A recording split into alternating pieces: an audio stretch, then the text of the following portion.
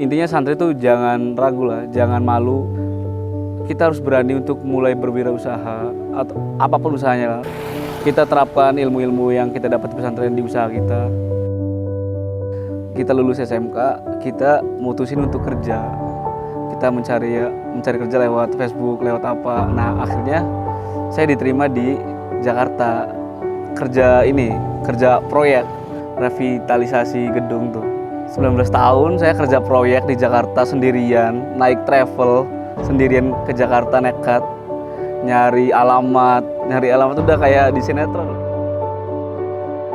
Pas saya lahir, udah baru berapa bulan, ayah dan ibu saya tuh udah berpisah dari saya kecil. Karena aku kan nggak tahu aku punya bapak tuh. Sampai kalau ditanya orang, kayak kamu bapaknya mana? Sampai aku nyeletuk tuh, kayak orang-orang kampungnya biasanya nyeletuk kayak bapakku nggak ada ya, mungkin udah nggak ada gitu. Aku mau kuliah gitu. Terus dia bilang kan, ya udah nggak apa-apa sok kuliah, tapi Mamang sama Bibi udah nggak bisa bantu lagi tentang biaya, tentang apapun lah.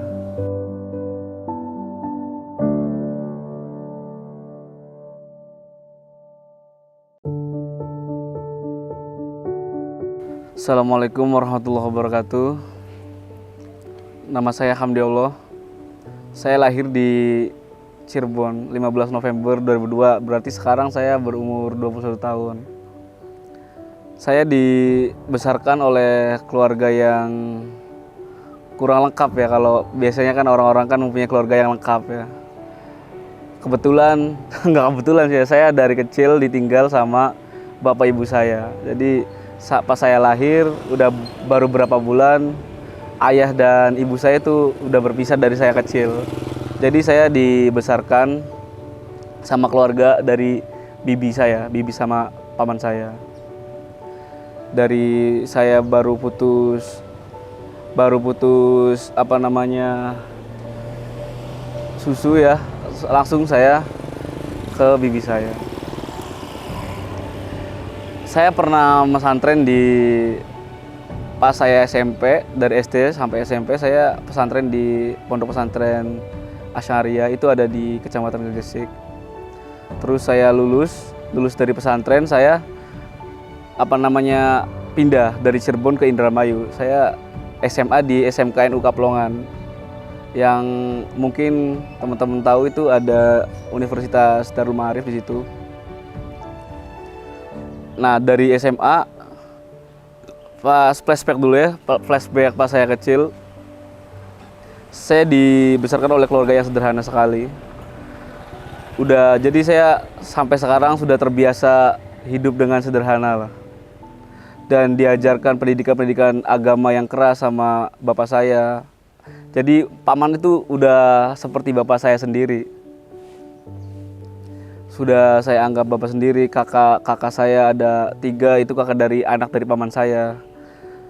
Saya bertemu bapak saya juga itu baru umur SMA. Saya baru kenal bapak saya. Baru ketemu bapak saya pas saya SMA.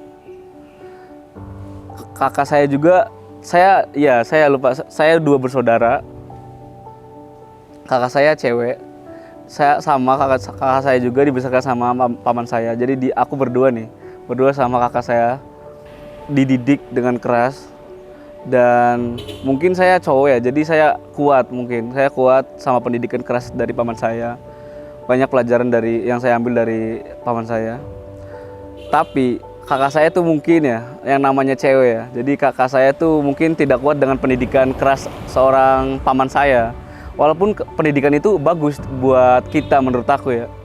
Tapi kakak aku nggak kuat. Ya sering kayak diajarin gini keras lah. Kakak aku terus cabut pas di SMA. Jadi aku kan udah berdua doang ya. Terus SMA pas saya masih SD ditinggal sama kakak saya. Kakak saya kan lulus SMA langsung ngekos sendiri di Cirebon, dia kuliah sendiri, membiayai hidup dia sendiri lah. Dan sempat lost contact tuh saya pas saya SD ya, pas saya SMP lah, SD mau masuk SMP, kakak saya SMA, saya sempat lost contact sama kakak saya. Jadi saya bener-bener sendiri nih, nggak ada bapak, nggak ada ibu, nggak ada kakak. Jadi saya Ya sendiri di keluarga paman saya tuh. Kebetulan saya masuk SMK swasta yang bagus, terus biaya yang nggak sedikit lah. Jadi saya sebagai manusia ya, jadi ngerasa nggak enakan juga sama paman saya yang membesarkan saya dari kecil. Kayak udah dari kecil numpang kan, kecil numpang, terus masuk SMK swasta yang cukup mahal menurut saya ya, waktu itu pas 2018 saya SMA tuh. Nah pas saya SMA saya udah ngerasa nggak enakan lah, udah ada rasa nggak enakan, ada rasa ngerti lah ke orang tua angkat saya. Terus saya inget lah, saya kan masih punya bapak, masih punya bapak, masih punya ibu kan. Tapi saya emang kurang nyari tahu aja. Nah pas saya masuk SMA saya berusaha untuk nyari tahu keberadaan bapak saya, untuk membiayai saya sekolah. Masuk SMK kan udah nggak murah lah biaya sekolah di SMK swasta itu.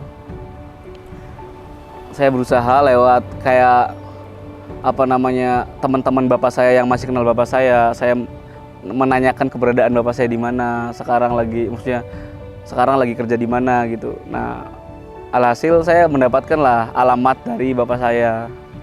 Saya mendapat alamat dari bapak saya, ya langsung saya samperin kan.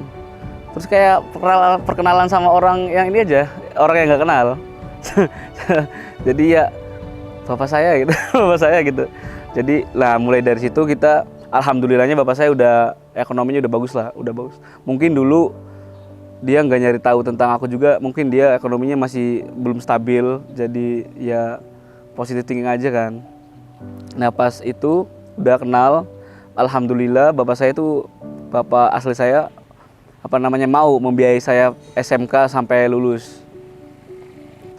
Proses ketemu sama bapak cepet sih, kayak kita nyari tahu terus sebulanan dapat alamatnya. Berarti masih ini ya, masih sedaerah gitu ya? Sedaerah, iya sedaerah. Selama itu berarti belum ketemu gitu? Pernah pas kecil, jadi kayak pas SD lah, SD apa. Sampai SD ini sedih banget ya, maksudnya saya sebagai anak kecil ya, kayak ditanyain, mungkin itu pendidikan dari keluarga yang mengasuh saya tuh ya. Karena aku kan nggak tahu aku punya bapak tuh. Sampai kalau ditanya orang, kayak kamu bapaknya mana? Sampai aku nyeletuk tuh, kayak orang-orang kampungnya biasanya nyeletuk kayak bapakku nggak ada ya. Mungkin udah nggak ada gitu. Berarti dari kecil berarti nggak ada tuh ya? Dari saya iya, dari bayi. Tapi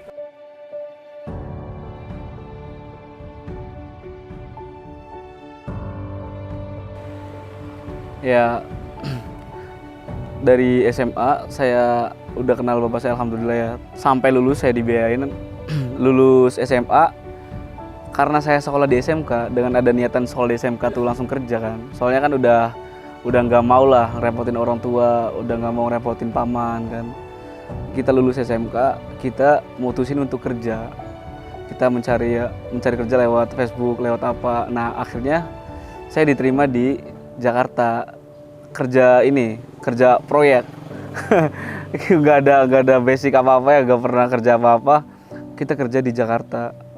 Kita ada revitalisasi gedung tuh. Umur berarti lulus SMA tuh umur 19 tahun. Saya kerja proyek di Jakarta sendirian, naik travel sendirian ke Jakarta, nekat nyari alamat udah kayak di sinetron lah. Terus akhirnya aku kerja di situ selama kurang lebih 3 bulan kerja di situ. Udah habis kan, kontraknya udah habis. Aku pulang lagi lah ke kampung. Terus aku ngelamar kerja lagi di PT Nabati yang di Majalengka. Nah, aku pernah kerja di situ selama 3 bulan juga, 3 bulan kontrak. Nah dari kerja di Nabati, aku tuh udah mulai tuh kayak capek kayaknya kerja di orang, capek kayak bolak-balik kerja di perusahaan gini. Aku udah mulai kayak main ke temen aku yang pinter ngeracik kopi. Jadi awalnya mah cuma main biasa, main setiap malam, main kayak ngopi, nyicipin kopi ini kopi itu. Nah terus ada terpikir lah, kayaknya kalau jualan kopi seru juga nih. Apalagi saya pas SMA tuh sering kayak main ngopi sama teman-teman, ikut ngeracik, kayak bantu-bantu gitu. Udah ada basic lah intinya. Ikut lomba pernah. Jadi ya udahlah, aku akhirnya mutusin selesai dari Nabati, aku bikin jualan kopi kecil-kecilan. Nah, berhubung aku belum ada budget besar ya untuk membuka sebuah coffee shop yang gede, yang mewah, yang estetik kayak gitu. Aku terpikir membuat ini, kotak kopi nanti kayak ditaruh di motor, kita jualan pakai motor gitu. Akhirnya tahun 2000 berapa ya? Tahun 2023, 22 aku mutusin keluar dari Nabati, terus aku kerja.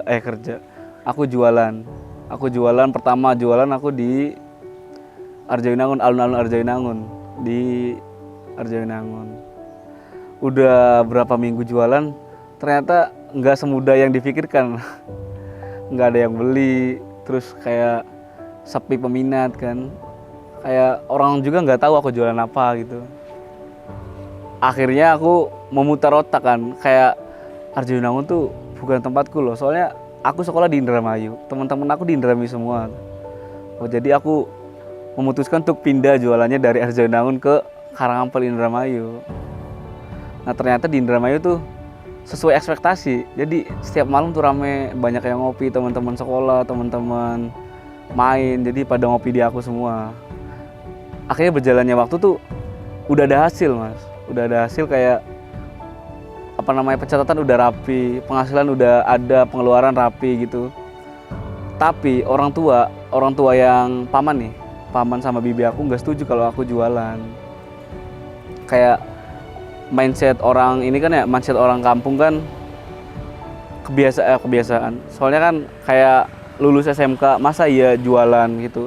Jualan tuh dikonotasikan di kampung tuh kayak kurang bagus lah kalau lulusan SMK, lulusan sekolah yang masih muda terus jualan berdikari sendiri tuh. Terus aku masih masih bingung ya. Saya udah punya customer, udah punya konsumen setiap malam yang ngopi. Udah ada udah rame lah, udah pada kenal lah. Terus ada tekanan juga kan dari setiap hari lah. Soalnya kan aku kan jualan malam ya. Jadi otomatis aku kalau pagi sampai siang kan di rumah. Kayak kelihatannya kayak orang gak kerja, nganggur. Mungkin paman sama ibu aku tuh kayak risih melihat aku tiap pagi, tiap siang tuh nganggur di rumah, gak ngapa-ngapain gitu. Akhirnya nggak berhenti lah, aku masih memutar otak lah biar bisa kira-kira bisa jalan gitu sesuai hobi aku, enak nongkrong apa kalau malam. Aku memutuskan untuk kuliah. Nah, kuliah di salah satu kampusnya di Cirebon lah, untuk menghindari pertanyaan-pertanyaan dari paman sama bibi aku, untuk intinya untuk bisa jualan lah. Untuk bisa jualan nanti kan. Terus aku ngomong terus terang ke bibi sama paman aku mau kuliah kata gitu. Terus dia bilang kan, ya udah nggak apa-apa sok kuliah, tapi mamang sama bibi udah nggak bisa bantu lagi tentang biaya, tentang apapun lah. Jadi aku berani aja, ya udah ya nggak apa-apa. Akhirnya aku kuliah dan masih melanjutkan usaha kopi aku yang di Karangampel. Tapi kan tidak seindah yang diinginkan kan ya. Pasti kan usaha kan ada naik turunnya di Karangampelnya tuh. Dari Karangampel aku udah mulai dapat izin nih. Kan udah masuk kuliah. Udah mulai masuk kuliah. Aku biaya kuliah dari ini hasil jualan aku yang di Karangampel. Jadi walaupun nggak, ibaratnya buat masuk ke kantong sendirinya kurang ada ya, karena buat biaya kuliah sih jadi kebagi-bagi tuh. Akhirnya aku awalnya kuliah buat pelarian, buat jualan kan, tapi kan mau tidak mau kan kuliah tuh harus dijadikan prioritas kan. Jadi akhirnya jualan aku yang di Karangampel tuh udah mulai rame, terus aku ajak lah temen aku satu lah buat partner yang mengurus di Karangampel. Tapi yang namanya dua otak disatuin kan mungkin ada banyak perbedaan sama temen aku. Akhirnya usaha aku yang di Karangampel Indramayu, ya yang di Indramayu, akhirnya kurang apa namanya, udah mulai nggak rapi tuh, kayak pencatatan pengeluaran pemasukan tuh udah nggak rapi. Sama temen aku banyak perselisihan lah. Jadi lama kelamaan di Indramayu tuh usaha yang di Indramayu udah mulai sepi. Jadi mungkin rame, cuma kayak nggak make sense lah pemasukannya, apanya tuh kayak udah acak-acakan lah. Jadi udahlah, aku tinggal udah usaha yang di Indramayu itu udah sok temen aku aja yang ngejalin, tapi nama brand kopinya jangan diambil lah. Yaudah sok aja kamu jualan pakai tema yang sama, pakai yaudah kamu sok. Dan akhirnya udah aku tinggalin kopi yang di Indramayu, udah aku tinggalin.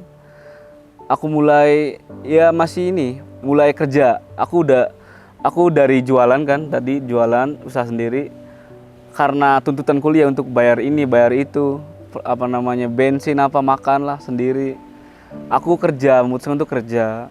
Aku mengelola 2 akun media sosial kafe yang ada di Cirebon, ada di Indramayu juga pernah. Aku mengelola media sosial tersebut sama admin kayak pemasaran juga. Akhirnya aku udah mulai tuh, ekonomi pribadi aku udah mulai bagus lah, maksudnya buat bayar kuliah udah ada, buat makan ada, ke orang tua juga ya mungkin beberapa kali lah ngasih. Jadi orang tua juga udah seneng kan. Dia kan gak setuju soalnya kalau aku jualan, jadi aku kerja dia seneng. Kurang lebih aku kerja di 2 kafe tersebut tuh 1,5 tahun lah. 1,5 tahun aku kerja di situ. Aku memutuskan keluar gara-gara ya ada permasalahan lah. Ada pemikiran aku yang tegak lurus sama ownernya lah. Jadi aku memutuskan untuk keluar. 2 bulan setelah aku resign tuh udah aku nganggur di rumah kayak bolak-balik kampus aja kayak anak kuliahan aja. Cuma aku belum punya pemasukan dari pribadi maupun dari keluarga kan, udah nggak dikasih.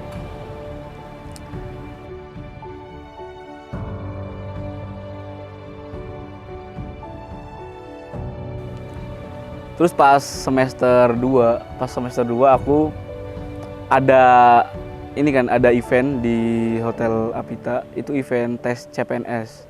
Tes CPNS selama 2 minggu. Nah, aku ditawarin untuk buka stand. Tapi aku nggak tahu nih buka stand aku mau jualan apa. Soalnya aku akan tiba-tiba ditawarin aja sama teman tuh, mau nggak buka stand di event ini.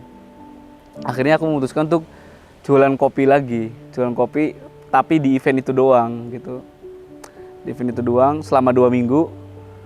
Alhamdulillah selama 2 minggu itu lumayan rame tuh stand aku tuh. Terus awal aku mikir untuk buka Sakofi tuh aku kenal sama teman aku, akrab banget lah, udah kayak saudara sendiri lah.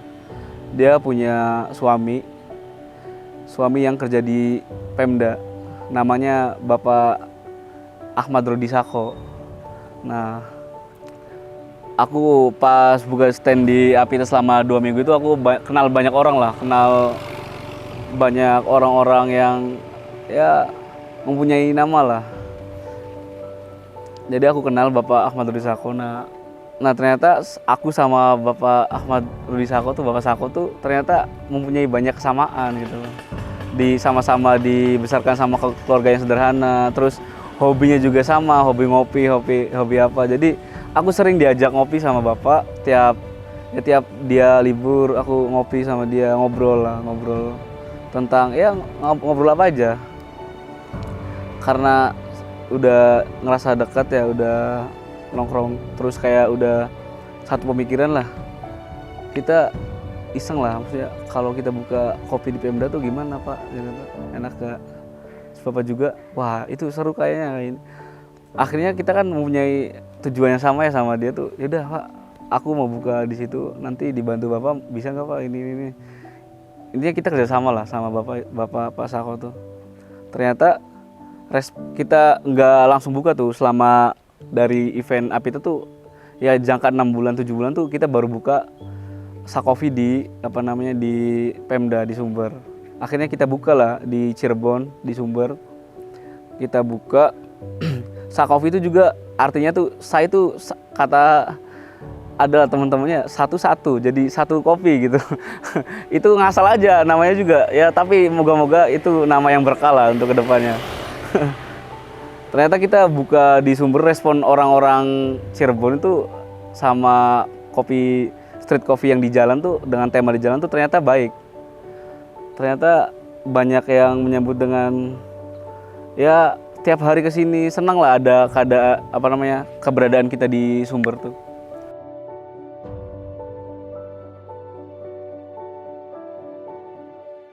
Sakofi itu letaknya di belakang kantor Bupati Cirebon di Sumber, di komplek Pemda Kabupaten Cirebon.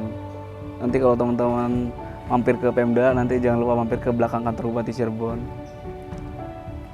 Kita mempunyai kurang lebih dari Sakofi itu ada 30 menuan.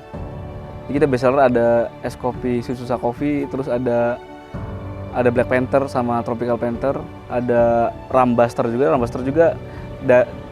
base-nya ke cold brew pakai ada yang pakai Edelflower, ram sama strawberry gitu. Banyak lah, nanti kalian cobain aja di sini.